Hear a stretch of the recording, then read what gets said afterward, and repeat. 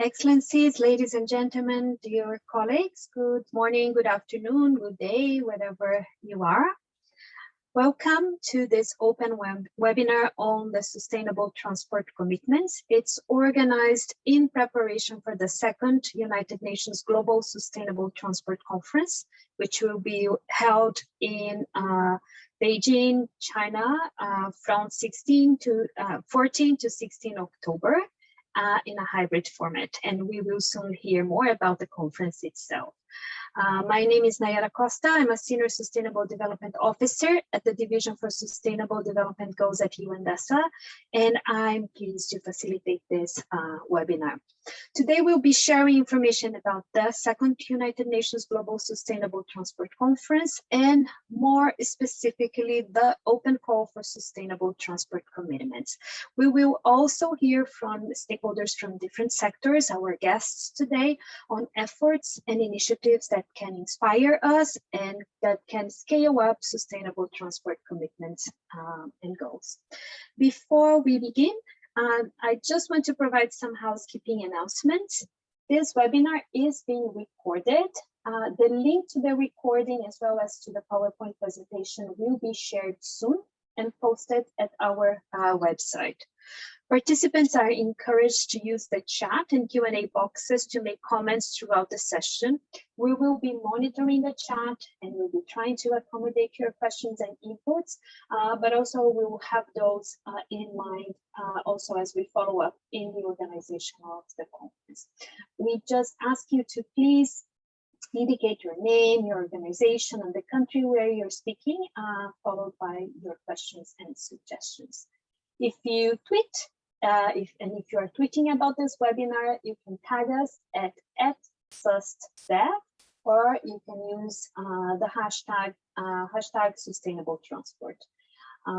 We aim to prepare a summary of this webinar with all the relevant information and also publish to the event website as well. Before further ado, let's start because we only have 1 hour for this webinar, and we shall start with a few presentations.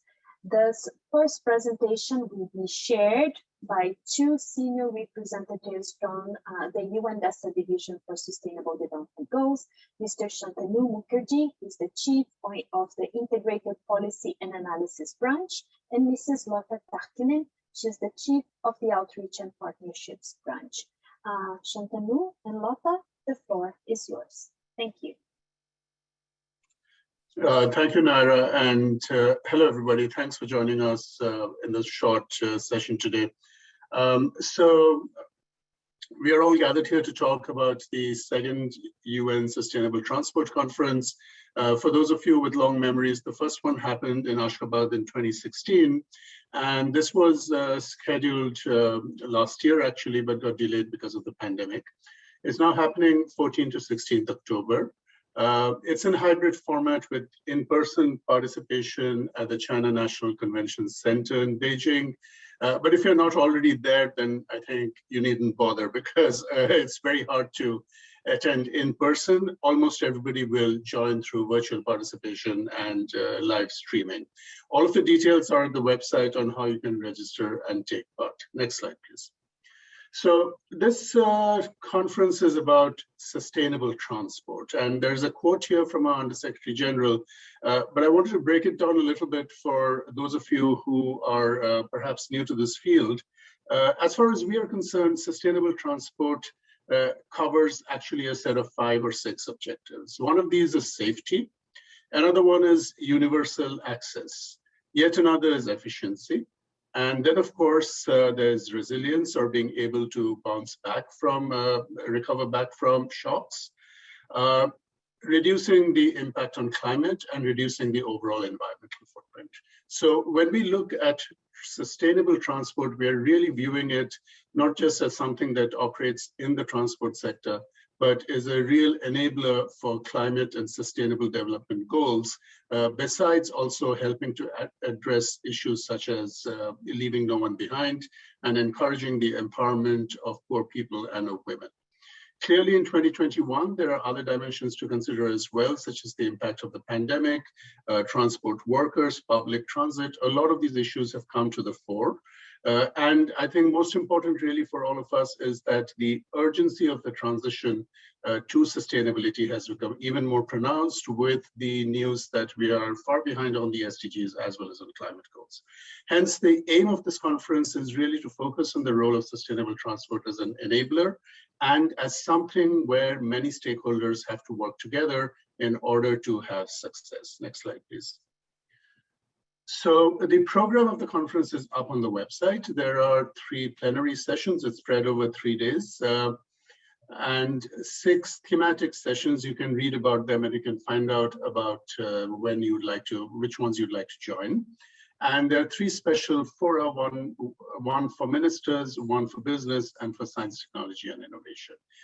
All of these substantive details are on the website as well. There will be an interagency report that comes out shortly prior to the conference.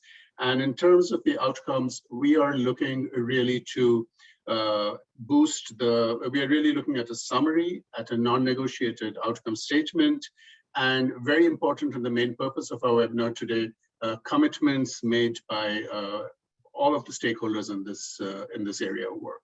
So with that, I'm going to hand over to Lotta to take you through the commitments platform. Thank you. Thank you very much, Shantanu. Next slide, please. As Shantanu mentioned, one of the important outcomes of this conference is the registration of new and existing transport-related commitments by all actors, both governments, local governments, private sector, scientific and technological community, civil society, and others. To capture these commitments, our division in the UN Secretariat has set up an online platform where we seek to gather some information about each commitment in an effort to share information about these commitments, to inspire other actors to take action, and to really act as a repository of consolidated information about sustainable transport commitments, both existing and new ones that exist out there. Through these types of new commitments or existing commitments, the conference seeks to, number one, further encourage increased ambition for the achievement of the strategic transport areas in both the 2030 Agenda and the Paris Agreement. We really hope to also rally and mobilize influential actors within both governments, business, and other sectors to highlight high impact commitments, building on existing networks and relationships, and really generate a momentum and keep the momentum that has already been created in connection with other relevant UN conferences, including the 2019 Climate Action Summit convened by the Secretary General, and feed into subsequent upcoming events, including the upcoming COP26 on climate. Next slide, please. So what are we talking about when we talk about sustainable transport commitments? As I mentioned, these are actions that seek to commit to advance sustainable transport in support of the SDGs and climate action. This can be both ongoing and new initiatives. Next slide, please.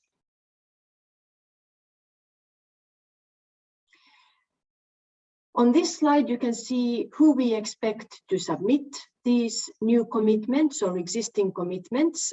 The submission is open really to a large group of actors, all member states, UN entities from the UN system, business, major groups and other stakeholders, civil society. So we are really casting a very wide net. We would like to ensure that all registered commitments follow the so-called SMART criteria, meaning that these commitments are specific, that they are measurable, that they are achievable, that they are resource-based, that they have sufficient resources to be successfully implemented, and that they also feature time-based deliverables.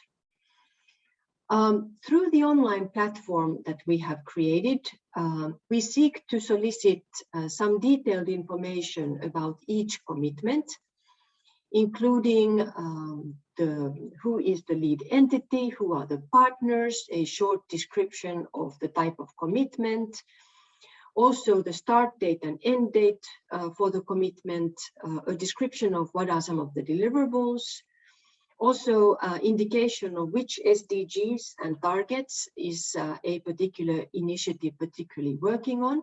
And finally, also, we like to, of course, include information about name and email of the contact person from whom either the Secretariat or other interested parties who would like to know more about a particular commitment can seek further information from. Next slide, please. Here you can see a snapshot of what the online platform looks like. You can access this platform through the Sustainable Transport Conference website. This platform is now open. It will remain open even after the conference is over, to really function as a central repository now and into the future of meaningful transport-related commitments. We would like to encourage all of you to visit this online platform and to register your commitments, both in the lead up to the transport conference, as well as during and after the transport conference. Thank you so much for your attention. Nayara. Thank you so very much, Lotta and Shantanu, for this presentation. I see that my colleagues are sharing information with the links, so you can also go and check for more information.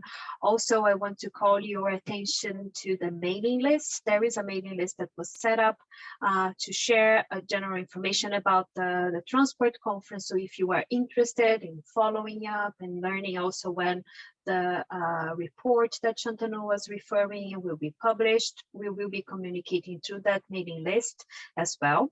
We have a few minutes for some Q&A, so I will invite all those interested. If you have any questions about the conference or about how to register your commitments, please do let us know, and then we will have a session where we will all get inspired by action from some stakeholders on sustainable transport.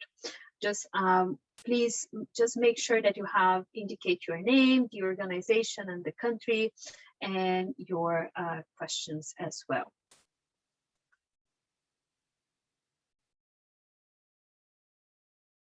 Let me see, I see one question while I see colleagues coming. Let me start with this one from Umesh from India. Is there a provision? Oh, sorry. Oh, sorry.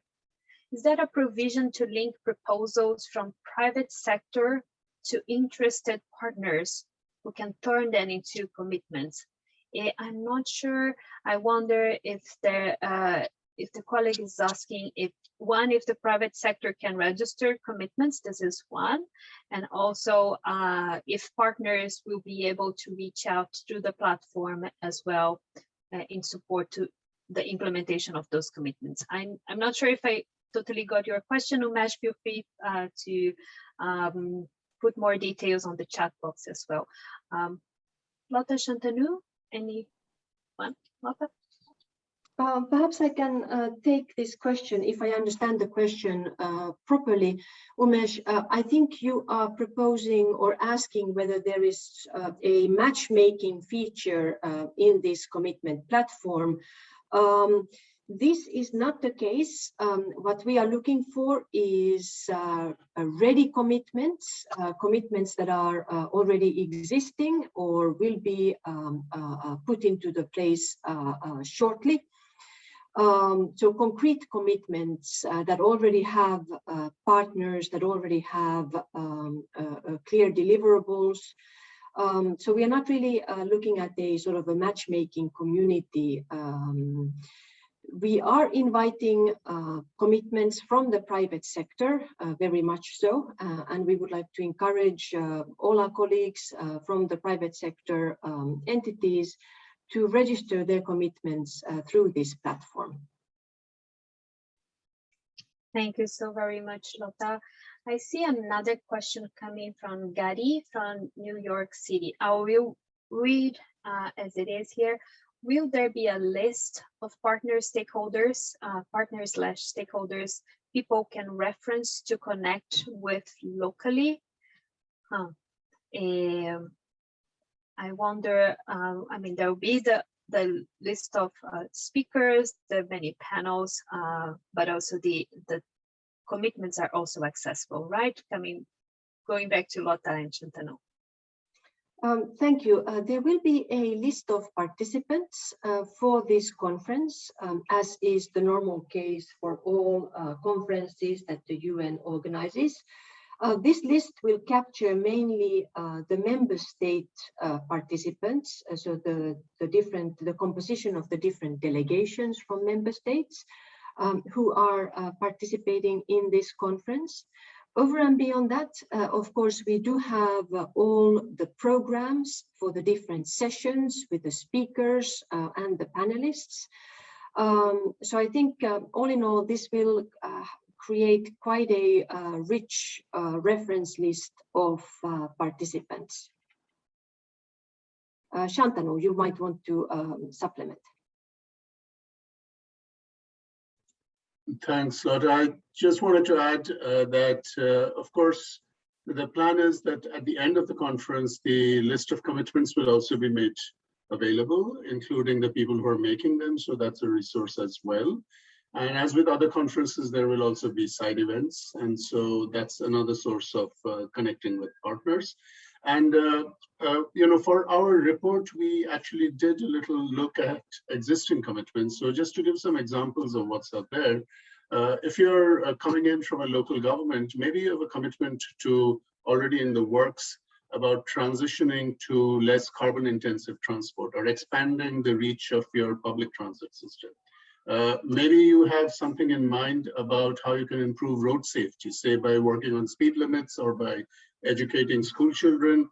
Maybe you are a bigger company and you have a plan for moving entirely to electric vehicles, or you have plans for reducing the carbon intensity of the fuel you use. So all of these, as long as they meet the kind of criteria we're talking about that Lotta mentioned, would be suitable for submission and would be a valuable contribution to the outcome of the conference. Thank you. Thank you so very much, Shantanu and Lotta.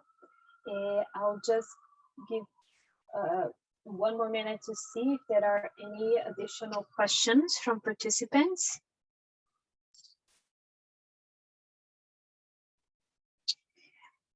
Also, if something comes to mind as we go to the next session of this webinar, please do feel free to register.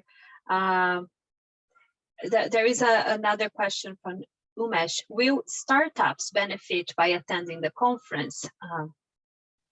Shantanu, Lotta? I think normally I would have said yes, because UN conferences are a great place to network and matchmake. But we have to accept that this conference is happening in hybrid format, which comes with limitations. On the other hand, it also means that the sessions are short, extremely focused, and you can really add to your knowledge base by joining in to the session of interest, and then maybe carrying on the knowledge you have and the network you're establishing later on. So it's really your call. I would say that having it in virtual format reduces some of the options, but it also reduces your cost of participation. So you would have to see where the balance is for you. Over. Yeah, Thank you so very much, Shantanu. And just also to add that the commitments platform will be also a very interesting repository of potential networking, because the commitments will be public, the contacts will be there, and from the experience of other platforms we have, this is a very useful way for stakeholders to connect amongst themselves and also with national and local governments as well. Colleagues, I don't see any additional questions coming through the Q&A box or the chat box. Let me take this opportunity to just want to see if Shantanu and Lotta, if you would have any final additional comments. Not for Shantanu, not from Lotta. Thank you so very much, Lotta, Shantanu, for joining us. I know you are quite busy with the preparations for the conference itself, and thank you so much for sharing with us. So let's move to our inspiration panel now. As we heard about the conference, we heard about the commitments platform. And now I am very pleased to introduce 3 inspiring initiatives from different stakeholders. Those are already contributing to sustainable transport. And we are also hopeful that you will get inspired by those examples when you're preparing your sustainable transport commitments. We have 3 speakers. I will ask each of them to speak for around 5 minutes each for their intervention. And let me start with Mr. Juan Esteban Martinez. He's Subsecretary of Mobility and Urban Transport at the city of Bogota in Colombia. Mr. Martinez, welcome, and the floor is yours. Thank you. Thank you. Thank you very much for the invitation, and I hope everyone is okay. So I'm going to start. My name is Juan Esteban Martinez Ruiz. I currently work in the Secretary of Mobility of Bogota as an Undersecretary of Mobility Policy. So first, I want to tell you about some achievements in transport decarbonization in Bogota. Right now, we have 620 kilometers of bike lanes, more than 1.2 million of bike trips per day. Bogota has just released the bicycle public policy, which aims to improve the physical, socio-economic, and cultural conditions for the use of the bicycle in the city. And if we talk about what do we have in terms of electric vehicles, well, there are 2,500 private electric vehicles in Bogota, but also we have 1,485 electric buses were procured between 2019 and 2020. And from those, we have already running in the streets 486 buses, electric buses. We also have a pilot program with 40 electric taxis that they are already running in the streets.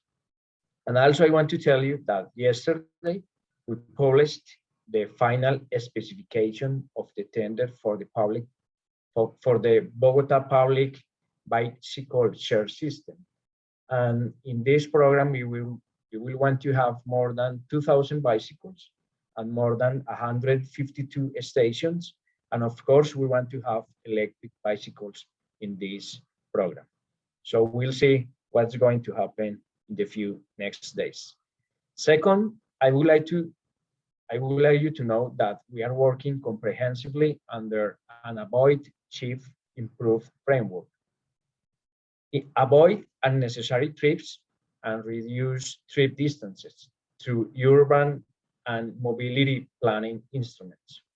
Promote modal shift towards sustainable modes, active mobility, public transport, and travel demand management strategies. Cleaner and efficient technologies, movement and behaviors, urban logistics improvement, e-mobility, and intelligent transport management. What do we have to improve? Well, right now we are formulating the low and zero emission mobility public policy that will define the short, medium, and long-term strategies for improving technologies and decarbonize motorized modes in Bogota. The main objectives of this policy are the development of economic and non-economic incentives. Second, the deployment of accessible, competitive, and sufficient charging infrastructure.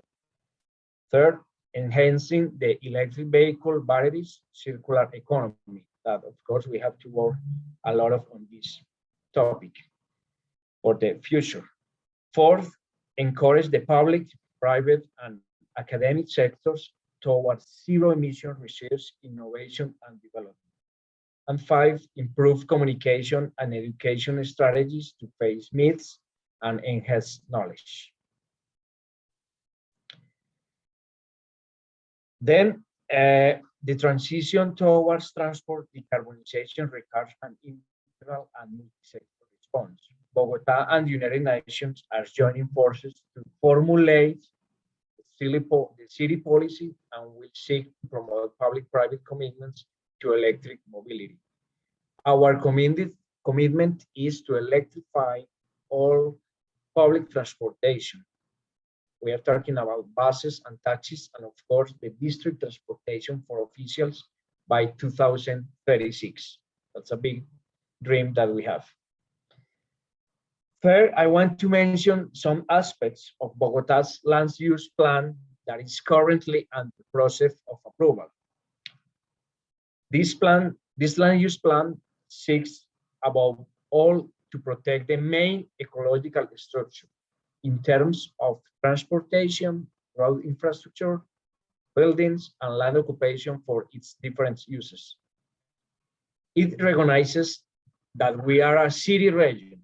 It's very important because right now we are not just the district of Bogota. We have many small cities very close to the Bogota city. So we have to understand all the ecological, all the how the people move. So that's very important in the new land use plan that we are in the process of approval. The land use plan is formulated to generate opportunities at the three scales of the territory: regional, district, and local, especially the mobility system closing gaps and materializing the concept of proximity. In Bogota, we are talking about 30 minutes city of proximity. So according to all that I have told you before, we will have a new multimodal and sustainable mobility system. First, the pedestrian as the heart of mobility. Why we think that? Because the pedestrian is recognized as the axis and main actor of the mobility system. But also we are going to have a network of 5 metro lines, about 100 kilometers in the long term. Then we are going to have also 2 medium long distance train lanes that are coming from the closest city to Bogota. Also, we are going to have new BRT green corridors, about 100 kilometers also. We are going to have 7 cable cars lanes integrated to the metro line and BRT lines. And we are going to have also more than 416 kilometers of cycle infrastructure and 43 kilometers of cycle avenues. More than 2,000 new kilometers of pedestrian spaces to integrate them all into a multimodal transport network. This multimodal public transport system will be complemented by regional and logistics connection corridors, modal integration centers located in the main entrance of the city. So that's the plan, that's the future that we want to have in Bogota. And thank you very much and have a nice day. Thank you so very much, Mr. Martinez, for giving us this snapshot of the commitments from Bogota and also the complexities that sustainable transport entails. I could see several transport commitments materializing in what you were presenting, and we really hope to see your commitments featured in the Sustainable Transport Commitments platform as well. And also to see you engaging during the transport conference itself. Thank you so very much, Mr. Martinez. Thank you very good much. luck. So let me now, it is a real pleasure to invite Ms. Emily Rose Hosek. She's Director of Knowledge Analysis and Policy Advocacy on Partnership on Sustainable at the Partnership on Sustainable Low Carbon Transport, SLOCAT, for her ¿Esto no arranca o qué pasa? ¿Qué saben? Sorry. Oh, okay. Just Hi, just everyone. 1 second. I would just ask my colleagues to mute. Colleagues, could you just Será check que estamos the mics? en un link. Okay. All right. Just 1 second, Emily. Mr. Forero, if you could. Okay, I think we're ready. Sorry about that, Emily. No and the floor is worries. yours now. Hi, everyone, and thank you, Jessa, so much for the invitation to speak here. So I am here today representing SLOCAT, which is an international multi-stakeholder partnership of over 90 organizations, enabling collaborative knowledge and action towards sustainable low carbon transport and help bringing the voice of this movement into international sustainable development and climate processes. So within our partnership, we have a number of different initiatives focusing on various components of sustainable low carbon transport. And today I'd like to highlight 5 of these different multi-stakeholder initiatives working to accelerate action. So the first is the Action Towards Climate-Friendly Transport Initiative, or ACT, which is a global coalition of over 100 entities working to accelerate the decarbonization of transport worldwide. It is made up of national governments, cities, NGOs, academia, and the private sector. And it was actually launched at the 2019 UN Climate Action Summit. ACT has 4 complementary components, each with a specific focus around a key aspect for the transformation of transport. These include integrated long-term planning and policy-making processes at the city level in developing and emerging countries, supporting governments for the mass rollout of electric buses, using commitments from governments and the private sector to develop a mass market for zero-emission freight vehicles, and finally establishing global dialogue arenas with the private sector to really help catalyze and accelerate measurable action.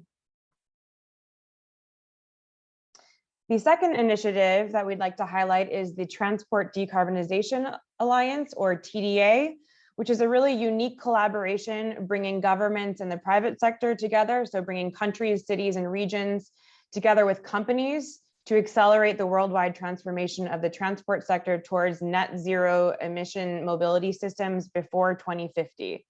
The members of the TDA come from all different regions of the world, and it really focuses on substantiated, scaled up ambition for the transport sector, designing a common vision for the front runners in this process. It also looks at tangible action through communities of interest, focusing on different components of transport decarbonization. And finally, effective advocacy, influencing political decision makers in key international fora on climate and sustainable development, different international political processes, and through bilateral dialogues. Next, a more region-specific initiative is the NDC Transport Initiative for Asia, which is a joint program of 7 organizations funded by the International Climate Initiative of the German Ministry for the Environment.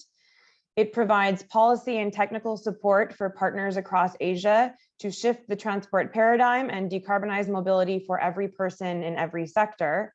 Currently, efforts focus on supporting China, India, and Vietnam specifically to develop and implement comprehensive decarbonization strategies and solutions. One of the newest initiatives, which was just launched in July of this year, is the Sustainable Freight Buyers Alliance, which was established by the Smart Freight Center, BSR, and the World Economic Forum in partnership with the We Mean Business Coalition and the Mission Possible Partnership. Its mission is to decarbonize freight transport by 2050. And the aim of the alliance is really to join forces in accelerating the shift to zero carbon freight across all modes by helping to consolidate and scale up the demand signal with ambitious sustainable freight purchasing commitments and also supporting buyers to access sustainable freight initiatives and services, as well as increasing transparency in companies' progress towards their zero emissions targets. Finally, I'd like to highlight the Global Fuel Economy Initiative, or GFEI, which is a partnership which includes 6 of the world's leading transport and energy organizations, including the FIA Foundation, UN Environment, UC Davis, the International Energy Agency, and the International Council on Clean Transportation, and the International Transport Forum. It was founded to support governments around the world to set policies for cleaner and more efficient vehicles, and provides research, advocacy, and country support to carry out this mission. GFEI has highlighted how cost-effective investments to improve vehicle fuel economy can lead to multiple benefits, including reducing fuel consumption in imports, saving money, and reducing CO2 emissions. So that was just a quick look at some of the major initiatives within our partnership. We encourage you to check out our website for more information. And if you're interested in getting involved in any of the initiatives, please reach out to us here at this email. And I hope this has been able to serve as inspiration for this new platform. Thank you. Thank you so very much, Emily, and to partners from SLOCAT also for showcasing how much it can be done through partnerships and the scope and the reach. Also, we hope to see several of your commitments registered at the Sustainable Transport Commitments platform as well, and promoted throughout the transport conference. And perhaps if you could post on the chat box the links to SLOCAT, also to Mr. Juan Esteban Martinez. If you want to share links, feel free to do that with all those attending the webinar. Thank you so very much again, Emily, for joining us today. So we now move to the perspective that is coming more from the private sector. And let me invite our final speaker. Let me introduce Mr. Thomas de Loyson. He's Director of Mobility at the World Business Council for Sustainable Development, WBCSD. Mr. Loyson, thank you so very much for joining us today. I know it's been a very busy day for you, and the floor is yours. Thank you very much, Naira, and good afternoon and good morning to all. I'm very pleased to be here sharing with you a couple of perspectives on what the World Business Council for Sustainable Development is doing. But first, a short note of introduction to what the World Business Council is. We are a not-for-profit organization that is led by the business and the CEOs of the most forward-thinking organizations to advance the topic of sustainable development. We do so by mobilizing the business in embracing sustainability and supporting them in progressing on their journey towards the Paris Goal Agreements and the rest of the objectives of sustainable development. As a result, and very recently, we have released a paper that is somehow resetting the standards of what sustainability means for business in the perspective of 2050. Which is called Vision 2050, Time to Transform. I will share in the chat later on the links to this document. We have done so with 40 companies, which are all global corporations, in reshaping what would it mean to actually achieve the objectives of 9.5 billion of people living within the boundaries of the planet by 2050. And it came up and essentially outlined a couple of key points that I would like to share with you. The first one is that the world is facing 3 critical challenges: the climate emergency, the nature loss, and the mounting inequality. On top of this, COVID-19 has illustrated that these challenges are interconnected and that our systems are somehow ill-prepared to this kind of shocks. The fact that business leaders are relying behind the agenda and the bold and urgent aspect of our approach shows that we are in a better position than before to address this topic. So together, the businesses that contributed to this paper actually mapped how system transformation could be operated and laid out a new framework to guide business action. At the heart of the framework, we find 9 transformation pathways, which are all addressing sectors and areas of business activity that are essential to our society: energy, living space, products and materials, financial products and services, connectivity, health and well-being, water and sanitation, food, and of course, the topic of my presence today, which is transport and mobility. In transport and mobility pathway, the action agenda essentially is very simple. We want to, 1, reduce emissions. 2, we want to increase the efficiencies of mobility system across the world. And finally, we want to make sure that behaviors are changing to support these 2 technologies. When it comes to reducing emissions, the road is very straightforward, and Slokat, who you've just heard, is extremely active in this topic. And it will be about relying on zero-emission vehicles for light and heavy-duty transport, with a target that was set for us by the IEA of 60% of sales of zero-emission vehicles globally by 2030. What we are doing at WBCSD as part of our transport and mobility pathway is essentially to mobilize companies across the value chain to close the delivery gap in deploying the charging infrastructure that will, by the way, in turn help the OEMs to fully electrify their portfolio, in order to create ways for the deployment of the charging infrastructure and the related collaborations to support the fast decarbonization of transport. We are also, of course, focusing on the second big pillar of sustainable transport, which is the improvement of efficiencies of passenger and goods transportation. This really should aim, or the objective there is for around 20 to 30% of improvement in efficiency in the decade that will follow 2030. And for us, digitalization is the enabler of a multimodal, shared and on-demand mobility that will obviously underpin the policies that will help improve the efficiency of mobility systems globally. What we are doing there is to mobilize the private sector, who has invested into digital technologies, to scale up an ethical and secured data sharing capacity globally. This data sharing will be centric to enabling the efficient mobility of people and goods and create environmental, social, and economic value. Finally, as I mentioned, it is essential to bring those changes, these technologies, as concrete and as convenient alternatives to users if we want really to embrace a fast transformation. We want to do that progressively and collaboratively to introduce the policies that will support the change without creating inequalities.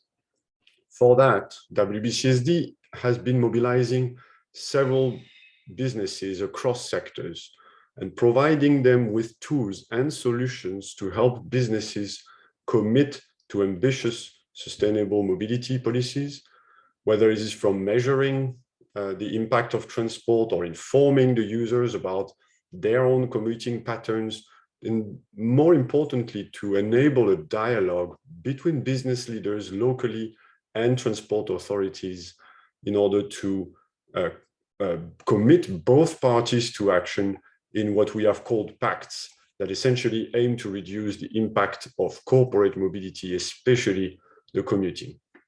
So I've painted in this very short statement the framework for change that we have outlined, which is about reducing emissions with the fast adoption of zero-emission vehicles, to embrace a much higher efficiency of mobility systems by leveraging digitalization for a shared multimodal and on-demand mobility that is efficient, and finally, support the behavior changes that we are needing by enabling the business to take action in collaboration with the public authorities locally to make the change happen.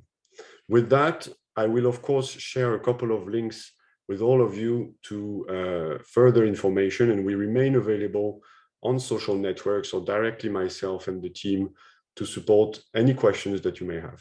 Thank you. Thank you so very much, Mr. Deloyson, for your inputs and to WBCSD for always being such a great partner. And I also, I want to highlight this focus on equality that you also bring and the role of the private sector in supporting that sustainable initiatives are also aiming towards equality. Thank you so very much again, and thanks for sharing also the links with the participants.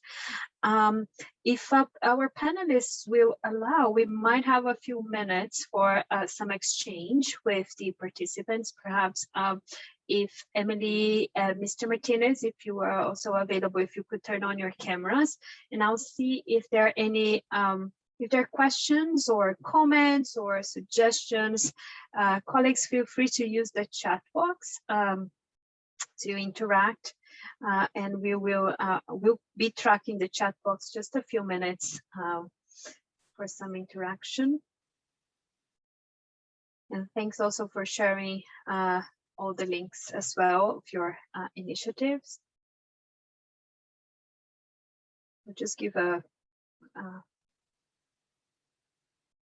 little bit of time for anyone.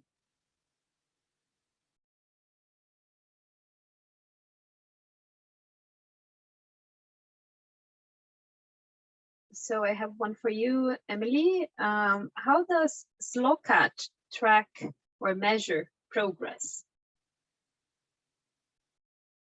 That's an easy one. Sorry, Emily, over to you. I mean, I think, you know, when you're looking at global transport, it's a movement, and it's, you know, moving towards more sustainable, low carbon forms of transport is a process that's doesn't happen overnight. But I think, you know, how we can track progress is really through these new initiatives and commitments that we're seeing. You know, there's been a lot of commitments, specific, ambitious commitments that governments are making, both, you know, at the national level, and cities are making to move towards more sustainable, low carbon transport.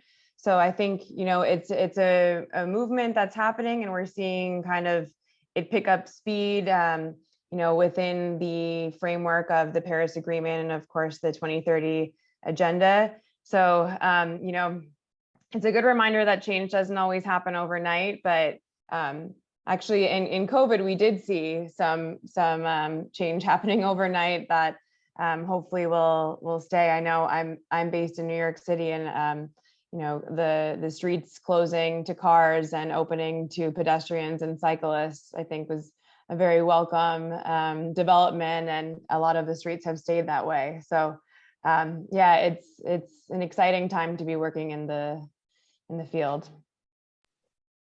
Thank you so much, Emily. I don't see any additional question or comment. Let me just see if something popped up. But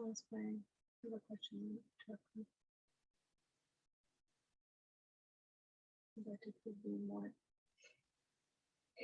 Let me see. There's something here.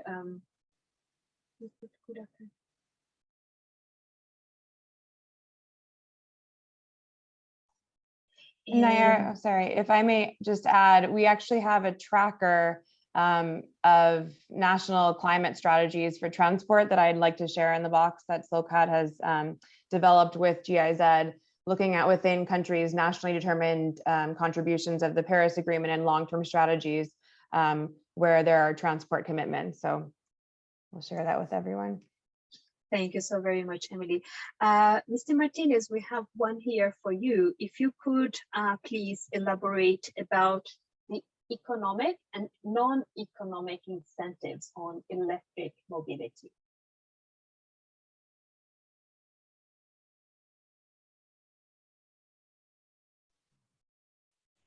Yes, for example, in terms of economic, so we want to have some discounts, for example, in terms of, for example, parking, for example, We have here in Colombia, and especially in Bogota, the pick and plate. Yes. So, for example, for the electric vehicles, they can use the pick and plate, and they don't have to pay. You know. Also, we want to have, for example, more discounts to charge the car.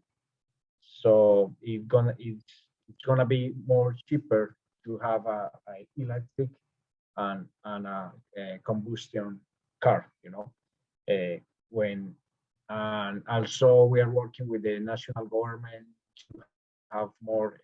If we want to buy a car, so it's because right now the electric cars.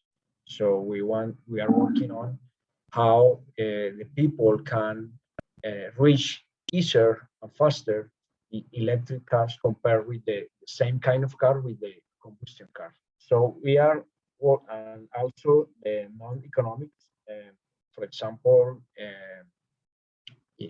they're allowed to entrance in a place, for example, with a low emission.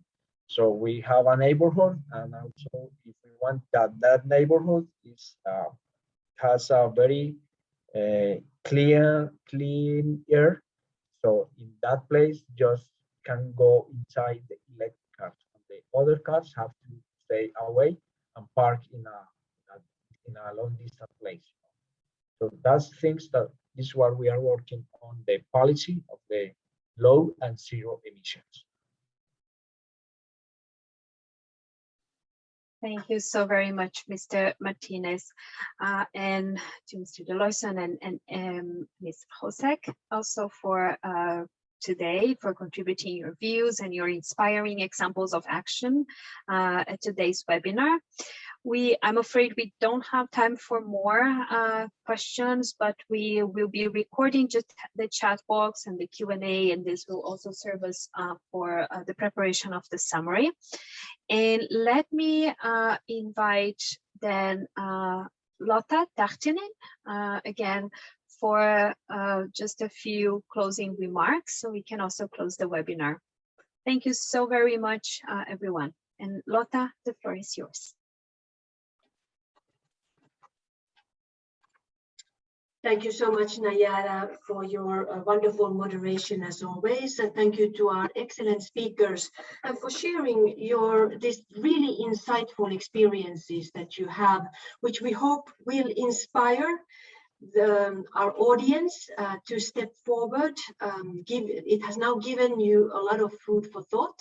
So please do feel inspired, register your commitments online through the online platform, both in the lead up to and during the transport conference, as well as after the conference. This online platform will remain open. We hope it's going to serve as a very useful repository of information moving into the future of transport-related commitments, and hope to shape a network of practitioners through that online platform. So do go visit the platform, visit the Transport Conference website. We hope that you will all be also able to attend virtually the different sessions that will unfold in a few weeks' time. And we look forward to connecting with all of you soon. And we thank you for your time, and stay well and stay healthy.